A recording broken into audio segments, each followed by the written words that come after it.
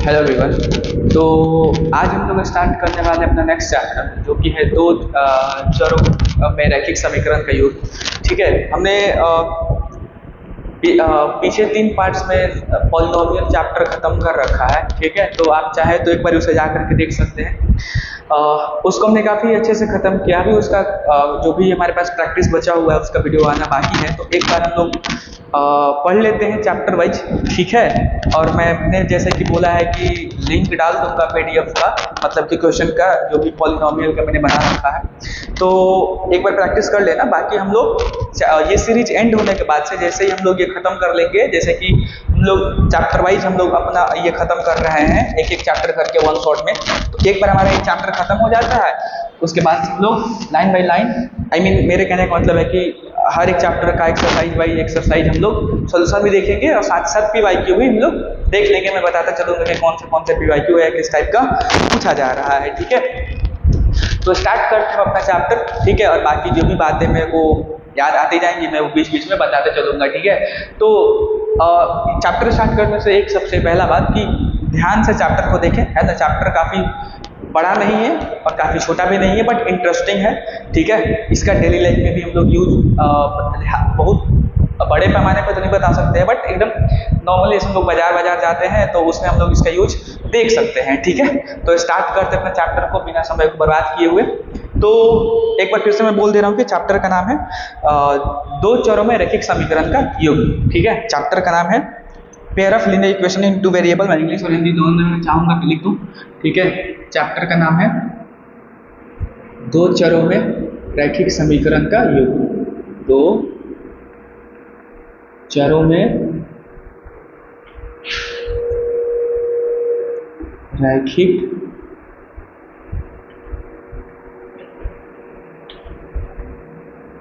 समीकरणों का योग। ठीक है, ये हमारे चैप्टर का नाम है pair of linear equation into variables. ठीक है, तो ये जस्ट वेट ए मिनट, एक बार मैं देखूं कि आ रहा है कि नहीं आ रहा है। ओके ओके, नहीं आ रहा है।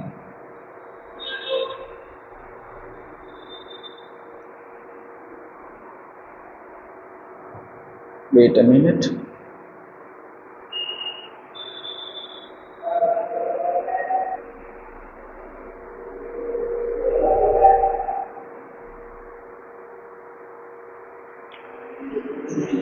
चलो, तो अभी ठीक है। ठीक है, तो देखो यहाँ पे बात किया जा रहा है रैखिक और समीकरण।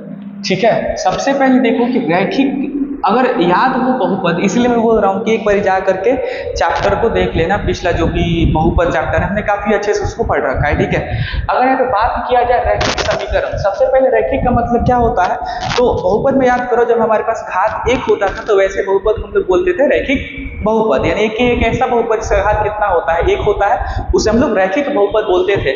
सिमिलरली यहाँ पे भी रैखिक बोला जा रहा है, रैखिक बोला जा रहा है, इसका मतलब कि घात कितना होने वाला है, एक होने वाला है। क्लियर, घात कितना होने वाला है, एक होने वाला है। बट व्हाट अबाउट समीकरण? तो देखो समीकरण का मतलब सिंपल सा है कि अगर हमारे पास कोई पॉलिनोमियल दिया हुआ है, अगर हम उसको किसी दूसरे पॉलिनोमियल से इक्वेट कर दें, या फिर हम उस पॉलिनोमियल को इक्वेट कर दें जीरो से, यानी कि लेट्स से हमारे पास एक पॉलिनोमियल p ऑफ x है। ठीक है, एक बहुपद अगर p ऑफ x है, अगर हम इसको बराबर कर देंगे जीरो से, तो यही जो हमारा पॉलिनोमियल है क्या कहलाएगा, समीकरण कहलाएगा। मैं एक बार डेफिनेशन बोल दे रहा हूं, हो सके तो नोट डाउन कर लेना कि जब हम एक पॉलिनोमियल को या फिर बहुपद को जीरो के बराबर करते हैं तो वही पॉलिनोमियल क्या कहलाता है, समीकरण कहलाता है। अब सिमिलरली हमारे पास रैखिक में कितना घात होता था, एक होता था, तो रैखिक समीकरण है तो घात कितना होगा इसका, यहाँ पे एक होने वाला है। हमें केवल एक ही घात वाले समीकरण के बारे में पढ़ना है। ठीक है, बट यहाँ पे बोला जा रहा है कि वेरिएबल कितने हैं, दो हैं। यहाँ पे एक साथ कितने वेरिएबल होने वाले हैं, दो, तो वो वेरिएबल एक्स वाई हो सकता है, ठीक है, या एक साथ टी यू हो सकता है, या एक साथ स्मॉल बी हो सकता है, ठीक है, एंड सो ऑन। लेकिन हमेशा एक साथ कितना वेरिएबल आएगा, तो 2 आएगा। इस बात को हमें ध्यान रखना है। तो आई होप समीकरण के बारे में पता लग गया है कि हमारा सिनेरियो कैसे होने वाला है, और इन वेरिएबल्स के बारे में पता लग गया। इन सारे एक एक चीज को हमने पिछले चैप्टर में कवर कर रखा है, इसलिए मैं बार बार रिमाइंड करा रहा हूँ, एक बार जाकर के उसको जरूर देखें, ठीक है। चलो, तो अब बात आता है ना कि देखो हमारे पास अगर 2 चर वाला रैखिक समीकरण का युग्म है तो ये कैसे युग्म में कैसे होंगे। तो सबसे पहले इनका जनरल फॉर्म देख लो। जो भी हमारे पास जनरल फॉर्म होगा ना, जनरल फॉर्म मतलब कि जो भी हमारे पास सामान्य रूप होगा कि हमें कैसे दिखाना है या फिर हमें कैसे समीकरण मिलेगा, तो वो कुछ इस टाइप का होगा, ठीक है। देखो a1 x, हमारा यहाँ पे चर क्या हो गया, पहला x, दूसरा b1 y प्लस का c1 इक्वल्स टू 0, ठीक है। दूसरा देखो a2 x plus b2 y plus का c2 इक्वल्स टू 0। देखो सिंपल सा मतलब ये है कि जब भी कुछ ऐसा बनता हुआ दिखाई दे, जब भी समीकरण दिखाई दे ना, तो हमेशा एक साइड ट्राई हमें क्या करना है, 0। मैंने हमेशा दोनों में क्या लिखा है, 0। तो जब भी समीकरण इसमें दिखाई दे 2 चर वाला, तो ट्राई करना है कि एक साइड क्या बन जाए, 0 बन जाए। कैसे भी करके 0 बनाओ, अगर नहीं बन रहा है तो भी बनाओ। और नहीं समझ में अगर ये आ रहा है कि 0 कैसे बनेगा, तो जैसे जैसे हम लोग क्वेश्चंस करेंगे वैसे वैसे हमें ये सारी चीजें पता लग जाएंगी, ठीक है। अब देखो, अगर मैं बोलूं कि मेरे पास केवल एक ऐसा समीकरण है, लाइक अगर मान लो एक एग्जाम्पल मैं लूं, ठीक है, और बोलूं कि मेरे पास एक एग्जाम्पल में एक समीकरण है 2x प्लस का 5y इक्वल्स टू 6, ठीक है। तो अभी मैंने बोला कि किसी भी तरह करके क्या बनाना है, एक साइड 0 बनाना है। तो 0 कैसे बनेगा, देखो मैं इसको लिख सकता हूं 2x प्लस 5y माइनस 6 बराबर 0। अब मैं दूसरा चीज पूछूं कि बताओ इसमें x और y की कितनी ऐसी वैल्यूज होंगी जिसको पुट करने पे हमारा जो आंसर है वो क्या है, 0 है। वैसे बहुत सारी वैल्यूज है ना, कोई यूनिक वैल्यू थोड़ी होगा। हम अलग अलग वैल्यू को रख के यहाँ पे क्या ला सकते हैं, 0 ला सकते हैं। मान लो अगर हमने यहाँ पे 1/2 रख दिया तो ये कितना बन जाएगा, 1 बन जाएगा। अगर हमने यहाँ पे 1/5 रख दिया तो ये कितना बन जाएगा, सॉरी, अगर हमने यहाँ पे 1 रख दिया तो ये कितना बन जाएगा, 5 बन जाएगा। तो जैसे ही हम यहाँ पे 1/2 रखेंगे तो ये 1 बनेगा, और जैसे हम यहाँ पे 1 रखेंगे क्या बनेगा, y के बराबर 1 रखेंगे तो 5 बनेगा। तो 5 और 1 कितना हो गया, 6, 6 माइनस 6 0। इसी तरीके से हम अलग अलग अब मैं बोल दूं कि यहाँ पे मैं रख रहा हूँ 2, यहाँ पे x का बराबर क्या रख रहा हूँ, 2, और यहाँ पे मैं रख रहा हूँ 4/5। तो देख रहे हो 5 से 5 खत्म हो जाएगा, 4 बच जाएगा। तो ऐसे बहुत सारी वैल्यूज हैं जिसको हम रखेंगे तो हमारा आंसर क्या आ जाएगा, 0 हो जाएगा।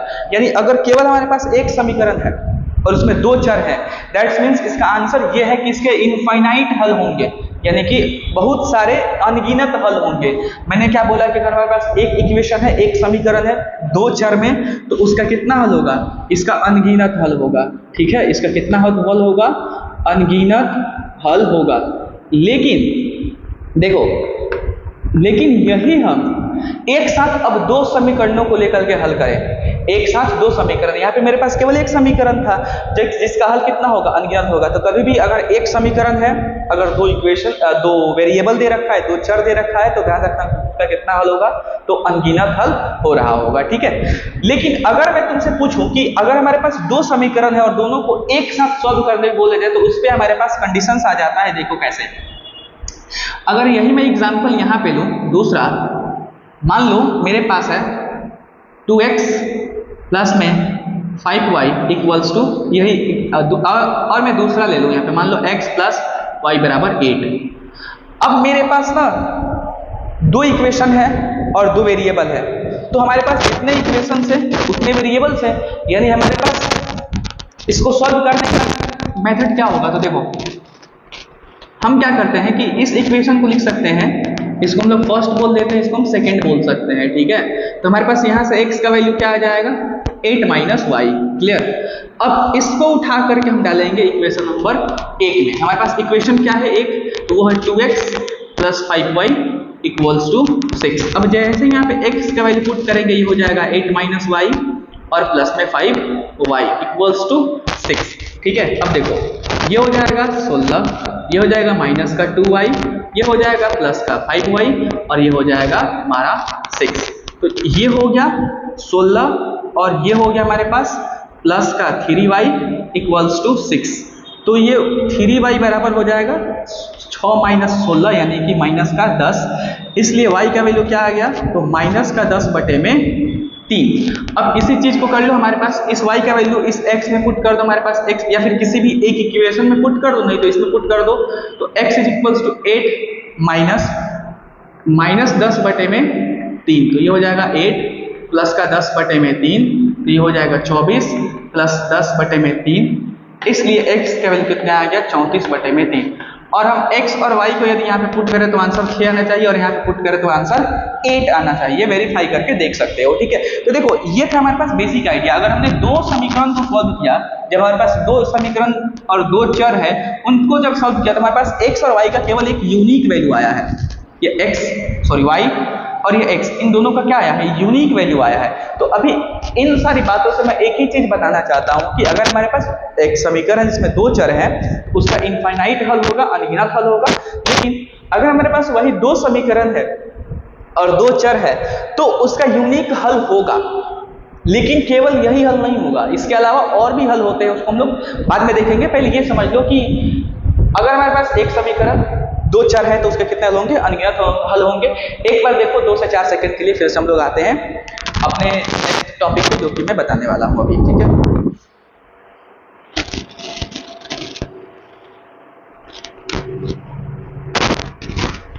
चल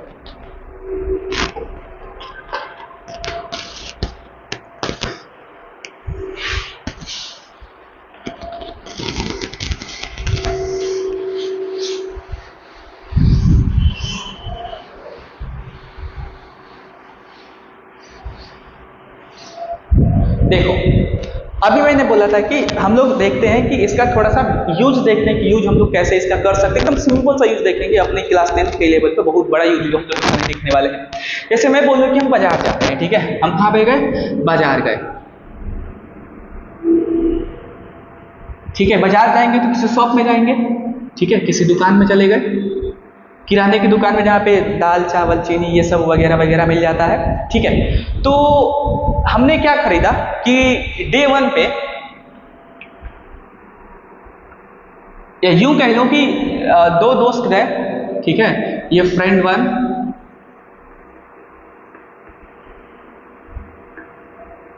दोस्त, तुम लोग दो दोस्त गए हो, ये फ्रेंड 2,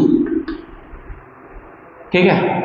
तो इस फर्स्ट फ्रेंड ने क्या क्या खरीदा है, देखो इसने दाल लिया है, ठीक है, 5 kg। हम एक रैंडम से चीजों को ले रहे हैं, मान ले रहे हैं कि ये एक रैंडम सी बातें हैं, ठीक है। 5 kg दाल लिया है और चावल लिया है 10 kg, ठीक है। तो इसने दुकानदार को पे किया है 600 रुपए, ठीक है। इसने दुकानदार को कितना पैसा दिया है, 600 रुपए। लेकिन वही फ्रेंड 2 जब दाल लेता है 6 kg, ठीक है, एंड चावल लेता है 8 kg, ठीक है, या ये कर लो 12 kg, ठीक है। तो ये दुकानदार को पे करता है, ठीक है, 800 रुपए या फिर 850 रुपए। कितना पे करता है, 850 रुपए। तो हमें बताना है, लेकिन अब दुकानदार से हम पहले प्राइस नहीं पूछ रहे हैं कि दाल और चावल का प्राइस कितना है, ठीक है। हमें अब खुद से कैलकुलेट करके बता देना है। अब उसने बोला कि 600 रुपये 800 रुपये। अब थोड़ा सा दोस्त क्या है कि हम लोग डर रहे हैं कि दुकानदार से प्राइस पूछने में थोड़ा सा शर्म लग रहा है, ठीक है, जनरली ऐसा होता है शुरुआती दौर में। तो अब हम क्या बोल रहे हैं कि हम खुद से ही प्राइस का पता लगाना स्टार्ट करेंगे, ठीक है, क्योंकि तुम मैथ्स के स्टूडेंट हो तो पता लगाओ। कैसे लगाएंगे पता, तो देखो हम इसी चैप्टर का यूज करके, इसी चैप्टर के कॉन्सेप्ट का यूज करके हम लोग इसका प्राइस बता सकते हैं, ठीक है। कैसे, देखो अगर मैं बोल दूं कि लेट कर लेते हैं, माना दाल का जो प्राइस है x रुपए है, ठीक है, दाल का जो प्राइस है वो कितना है, x रुपए है, क्लियर। और चावल का जो प्राइस है वो कितना रुपए है, तो y रुपए है। अब देखो मेरे कहने का मतलब है दाल 1 kg और चावल भी 1 kg। क्लियर? तो अगर 1 kg दाल का प्राइस अगर x रुपए है तो 5 kg दाल का प्राइस कितना हो जाएगा? 5x। ये फ्रेंड 1 के लिए देखो, फ्रेंड वन ने जैसे खरीदा है सामान, तो 1 kg के लिए x रुपए, तो 5 kg के लिए 5x रुपए, प्लस दोनों को जोड़ के पैसा दिया है ना। 1 kg चावल का y रुपया, तो 10 kg चावल का 10 y रुपया, और ये दोनों का जोड़ के कितना दिया है? 600। क्लियर? ये हमारे पास फर्स्ट इक्वेशन हो गया। अब देखो सिंपल, यहाँ पे 1 kg का x तो 6 kg का 6x, ठीक है। 1 kg का y तो 12 kg का 12y। क्लियर? और यहाँ पे हो जाएगा हमारे पास 850। क्लियर? ये हमारे पास सेकंड इक्वेशन हो गया। अब हम इसको करना चाहते हैं सॉल्व। तो देखो बचपन में थोड़ा बहुत तो इक्वेशन सॉल्व करने का सीख ही चुके हो, तो हम क्या करते हैं ना, यहाँ पे देखो हम एक काम करते हैं कि यहाँ से x का वैल्यू निकाल लेते हैं। ठीक है, यहाँ से देखेंगे तो हमारे पास ये हो जाएगा 6x इक्वल्स टू 850 माइनस का 12y, या हम यहाँ से बोल सकते हैं कि x is equals to 850 minus का 12y बटे में 6। क्लियर? अब इस x को हम फर्स्ट इक्वेशन में पुट कर देते हैं। तो देखो फर्स्ट इक्वेशन हमारे पास क्या है? 5x, ठीक है, प्लस का 10y इक्वल्स टू 600। अब देखो x का भी कितना आया है? ये वाला 850 माइनस का 12y बटे में 6 और प्लस का 10y इक्वल्स टू 600। ठीक है, अब हमारे पास ये हो गया 5 × 850 माइनस का 60y बटे में 6 और प्लस का 10y बराबर 600। तो ये हो गया 0, 5 × 5 = 25 का 5, 2 8 × 5 = 40 और 2 42, और ये 60y और है ये क्या हो गया, और प्लस में 60y। ये थोड़ा सा मैंने क्या किया है कि यहाँ पे 11 कर लेते, ठीक है, मैंने डेटा थोड़ा सा गलत ले लिया है। 11, तो यहाँ पे हो जाएगा 11, ठीक है, यहाँ पे भी हो जाएगा 11 और यहाँ पे हो जाएगा फिर 66। ठीक है, चलो तो अब ये हो गया हमारे पास, और अपॉन 6 इक्वल्स टू 600। ठीक है, देखो ये हो गया 4250 और ये हो गया प्लस का 6y, ठीक है, और ये हो जाएगा हमारे पास 3600। ये 3600 कैसे हुआ? तो 6 से मैंने कर दिया मल्टीप्लाई। ठीक है, देखो अब हम लोग क्या कर रहे हैं, देखो मैंने फिर से डेटा गलत लिया है क्योंकि हमारे पास वैल्यू नेगेटिव में आ जाएगा, तो हम इसको कर लेते हैं कितना, अगर हमारे पास ये अगर हम इसको 9 kg कर दें तो चलो ठीक है, 9 kg कर देंगे तो यहाँ पे कितना आ जाएगा 9। आई होप मेरे बात को तुम लोग समझ पा रहे होगे कि मैं डेटा चेंज क्यों कर रहा हूँ। ठीक है, 9, तो क्योंकि मैंने रैंडम डेटा लिया है दैट्स वाई ये बातें वैसी आ रही हैं। तो ये हो जाएगा हमारे पास 54। ठीक है, अगर ये 54 हो गया तो ये हो गया हमारे पास माइनस का 6y। क्लियर? ठीक है, अब देखो ये क्या हो जाएगा, माइनस का 6y इक्वल्स टू 3600 माइनस का 4250। ठीक है, तो माइनस का 6y और जो भी ये डेटा आएगा वही माइनस में ही आएगा, तो 4250 में से हम लोग 3600 घटा ले रहे हैं। ठीक है, तो 0 5 12 में से ये हो जाएगा हमारे पास 6।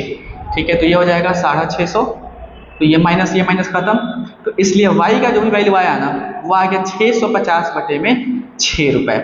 यानी जो हमारे पास चावल का प्राइस निकल के आया है वो ये आया है। ठीक है, और इसी चीज को अगर हम यहाँ पुट कर देते हैं तो किसका प्राइस निकल करके आ जाएगा, तो हमारे पास आ जाएगा दाल का प्राइस। तो ये लगभग कितना होगा, भाग दे करके देख लो,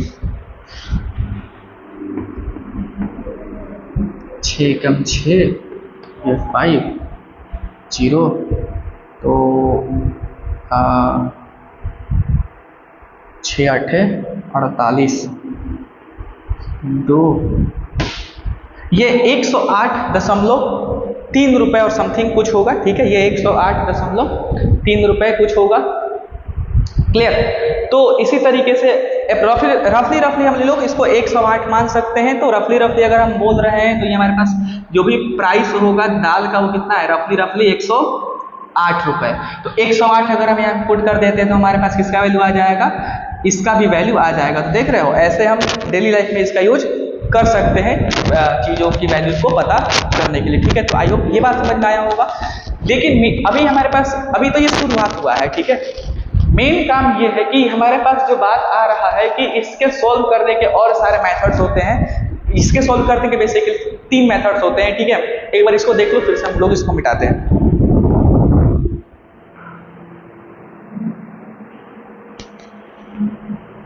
चलो,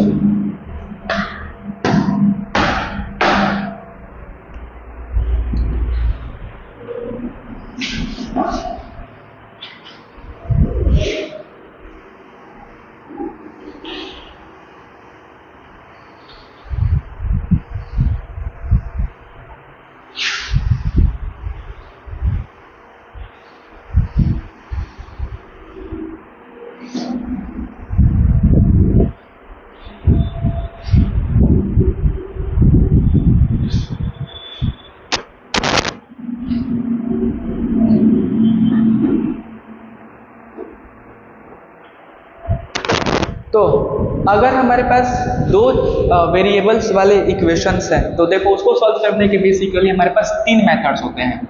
ठीक है, अगर हमारे पास कुछ इस टाइप का आ रहा है a1x plus b1y plus c1 equals to 0, second is a2x plus b2y plus c2 equals to 0।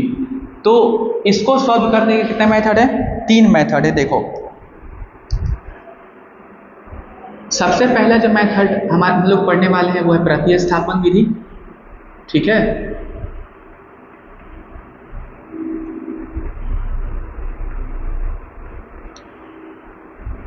Second है विलोपन विधि,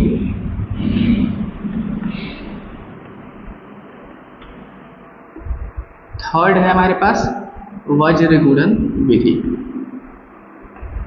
ठीक है, अब इन तीनों को मैं एक एक करके बता दे रहा हूँ। बाकी अब हमारे पास एक टॉपिक और बच जाता है कि इसके सॉल्यूशन का नेचर कैसे होगा। ठीक है, और दूसरा हमारे पास ग्राफ बच जाता है। तो ठीक है, तो एक बार हम इसको पढ़ लेते हैं, वरना वीडियो बहुत लंबा हो जाएगा। ठीक है, और फिर अपलोड करने में पता ये दिक्कत होता है। तो मैं एक बार खाली बता देता हूँ कि इसमें होती कैसे हैं चीज़ें। देखो, तो प्रतिस्थापन में कहने का मतलब है कि अभी जैसे मैंने यहाँ पे x और y, यानी हम यहाँ पे क्या कर रहे होते हैं, x को y के पदों में, ठीक है, x को y के पदों में या y को x के पदों में लिखते हैं और हमें अब यहाँ से सॉल्व करते हैं। ठीक है, हम क्या करते हैं, x को y के पदों में या फिर y को x के पदों में लिख रहे होते हैं। विलोपन विधि क्या होता है कि हमारा एम रहता है, इसमें हमारा एम यही रहेगा कि x या y को गायब कर दें। ठीक है, x या y को गायब करें। कैसे करें वो हम लोग अगली वीडियो में देखेंगे। और वज्र गुणन का मतलब होता है कि हम लोग वेरिएबल्स के जो भी हमारे पास वेरिएबल का कोएफिशिएंट है उनमें हम क्या करते हैं, तो क्रॉस मल्टीप्लाई करते हैं। ठीक है, क्रॉस मल्टीप्लाई कर रहे होते हैं। ठीक है, तो खैर अभी इतना समझ लो कि हमारे पास 3 मेथड होता है। ठीक है, अब हमारे पास 3 मेथड होता है, इन तीनों को एक एक करके हम लोग देखेंगे और इन सब पे हम लोग क्वेश्चंस भी कर लेंगे ताकि हमारे पास और क्लैरिटी आ जाए। ठीक है, बाकी अब जो भी चीजें बच रही है उसको हम लोग अगले वीडियो में खत्म कर देंगे और हम इस तरीके से हमारा ये वाला भी चैप्टर खत्म हो जाएगा। मैं अभी बता देता, लेकिन क्या में तो दूसरा क्लास भी लेना है और वीडियो लंबा हो जाएगा तो फिर अपलोड करने में दिक्कत आता है। सो इतना रिवाइज करो। ठीक है, बाकी हम लोग मिलेंगे अगले वीडियो में, तब तक के लिए इतना ही। बाकी पढ़ते रहो और all the best for your board examination and thanks for watching my lecture.